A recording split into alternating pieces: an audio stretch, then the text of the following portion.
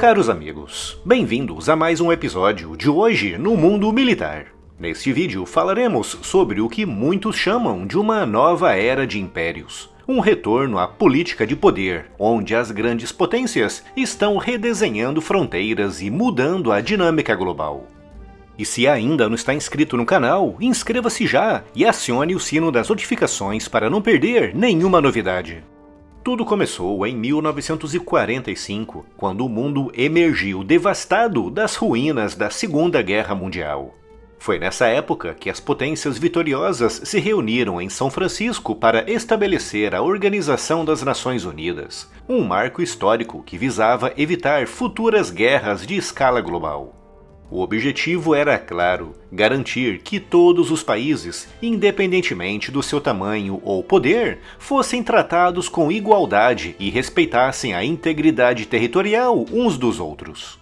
Como bem destacou Harry Truman, então presidente dos Estados Unidos, a responsabilidade dos grandes estados é servir, não dominar. Esse ideal simbolizava uma tentativa de romper com a prática histórica de dominação e conquista que moldou o mundo durante milênios. Mas hoje, no século XXI, quão longe estamos desses ideais? Em que ponto a ONU se tornou uma instituição que não reflete mais a realidade do poder global? A ideia de um retorno ao imperialismo clássico pode parecer antiquada, mas as evidências sugerem uma clara revisão das dinâmicas de poder global. Começando pela Rússia, desde 2022, aquele país se tornou um exemplo emblemático de uma potência buscando reconquistar territórios imperiais. A sua invasão da Ucrânia não apenas violou tratados internacionais, mas também buscou reafirmar o seu papel como uma força dominante na região, através do emprego de estratégias que incluem o uso de forças paramilitares como o Grupo Wagner, desinformação em escala global e o uso da energia como arma política. A instabilidade gerada pela invasão russa da Ucrânia se estende aos países vizinhos e inclusive para todo o continente europeu, ameaçando diretamente alguns membros da OTAN, como os Estados Bálticos. A postura da China é igualmente agressiva, com a sua busca por unificação com Taiwan, envolvendo tanto pressões diplomáticas quanto uma escalada militar. O Mar do Sul da China se tornou um palco de tensões crescentes, onde Pequim desafia diretamente a soberania de países como Vietnã e Filipinas. Com a construção de gigantescas ilhas artificiais militares, demonstrando claramente a sua intenção de dominar toda aquela região. Além disso, o seu apoio à Rússia e a expansão da sua iniciativa Belt and Road são ferramentas de um novo imperialismo econômico.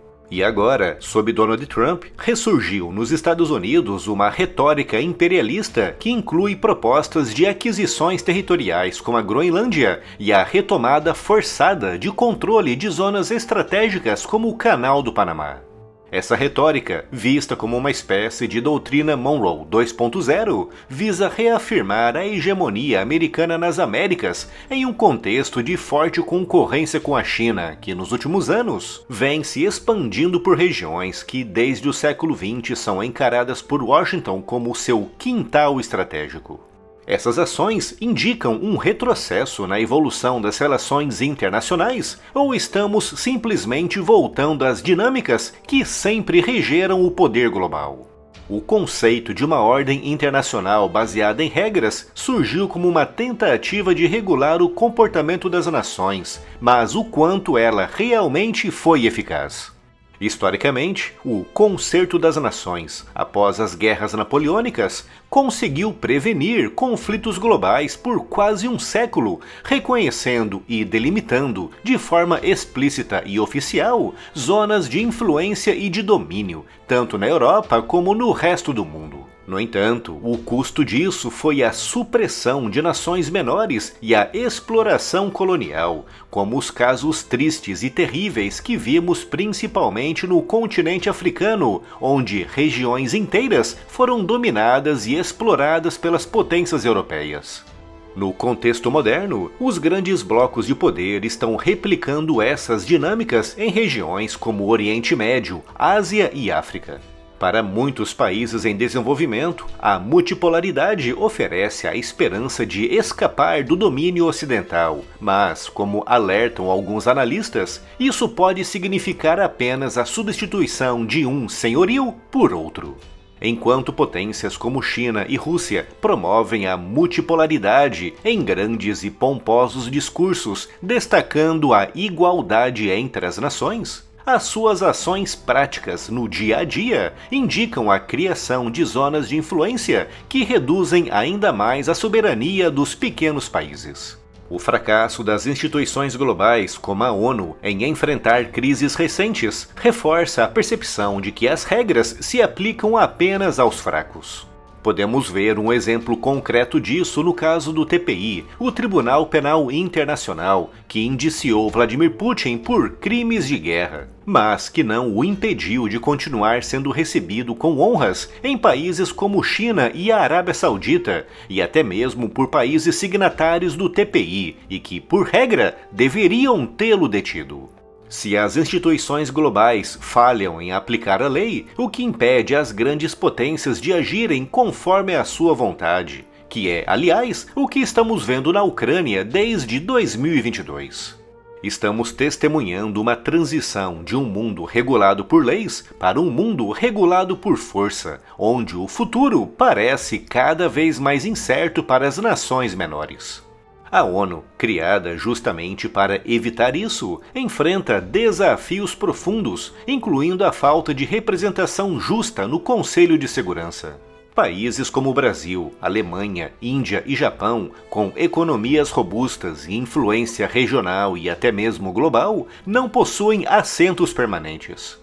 As dificuldades para a reforma da ONU são antigas, remontando à década de 60, perpetuando uma estrutura arcaica que reflete as dinâmicas de poder do pós-Segunda Guerra Mundial e não do presente. Para muitos analistas, estamos vendo o final da ordem mundial atual, com exemplos claros disso, como a incapacidade da ONU de impedir a Rússia de invadir e tentar anexar a Ucrânia. Será que a ONU, ao demonstrar tanta ineficiência nos últimos anos, ainda tem um papel a cumprir? Segundo muitos analistas, apesar das suas grandes falhas, a alternativa é ainda pior. O fim da ONU abriria caminho para o nascimento de novos blocos regionais alternativos e alianças pragmáticas baseadas em interesses pontuais. Ou seja, o mundo seria regido por blocos de poder voláteis, altamente mutáveis e centrados apenas em interesses próprios, em detrimento de uma visão mais ampla e global de bem-estar e boa convivência entre as nações. Com um exemplo claro disso, podendo ser encontrado também na Ucrânia, na aliança militar firmada entre a Rússia e a Coreia do Norte. Será que estamos mesmo condenados a um mundo onde os mais fortes sempre vencem? Ou é possível encontrar um novo equilíbrio que promova a cooperação internacional? A transição de uma ordem global baseada em regras para uma ordem baseada no poder está claramente em andamento. E, como sociedade global, precisamos questionar o nosso papel nesse cenário e como podemos influenciar essas mudanças. E se ainda não está inscrito no canal, inscreva-se já e acione o sino das notificações para não perder nenhuma novidade.